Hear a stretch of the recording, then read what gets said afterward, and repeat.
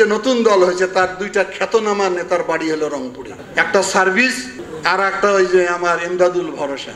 আমরা কিন্তু সবসময় রংপুরের একটি বৈরী রাজনীতির আঘাতে ক্ষত বিক্ষত হই। এরশাদ ছিলেন, হাসিনা ছিলেন, আবার নতুন দলের আবির্ভাব ঘটেছে রংপুরে।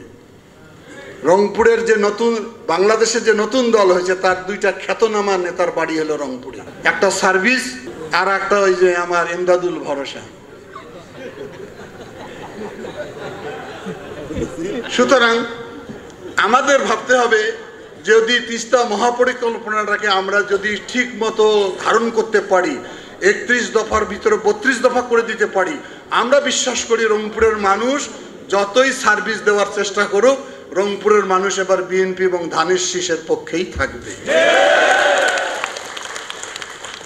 আমার ডিভিশনের 33টা আসন, যখন নির্বাচন হবে তখন তো আপনারা আমাদের কাছে হিসাব চাবেন, বিশেষ করে আমার কাছে চাবেন কি অবস্থা হয়েছে রংপুরের।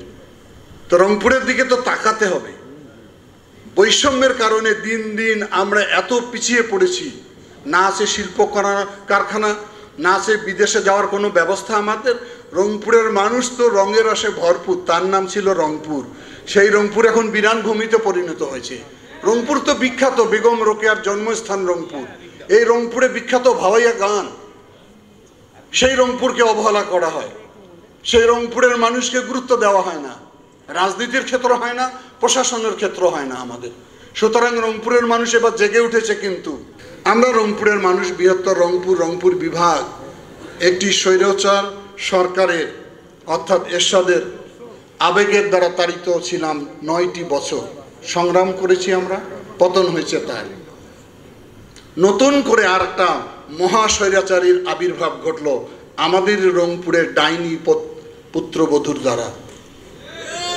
তাহলে আমাদের রংপুরের রাজনীতিটা দীর্ঘদিন যাবৎ দুটি পরাশক্তির কাছে আমরা নানানভাবে নির্যাতিত ছিলাম। আমরা আমাদের কথা মুখ ফুটে বলতে পারি নাই। জাতীয়ভাবে কোনো সরকার রংপুরের উন্নয়নের কথা ভাবে নেই। মামুন ভাই বলেছে যে রংপুর সিটি কর্পোরেশনের বরাদ্দ হয়েছে মাত্র 1 লক্ষ টাকা। বিশ্ববিদ্যালয়ে কি বিশ্ববিদ্যালয়ে 1 লক্ষ টাকা, সিটি কর্পোরেশনে 0,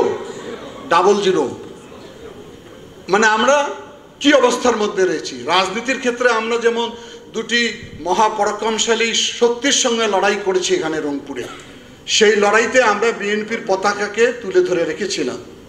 আর তেমনিভাবে দেখা গিয়েছে তারাই অঞ্চলের মানুষের, সদর রংপুরের মানুষের জন্য কিছু করেনি, আমাদের এই ডাইনি পুত্রবধূও কিছু করেনি আমাদের জন্য। এখন সময় এসেছে আমাদের একটি নতুন বাংলাদেশের স্বপ্ন দেখতে পাচ্ছি। তো রংপুরের লোক কেন ভাববে না নতুন বাংলাদেশের কথা?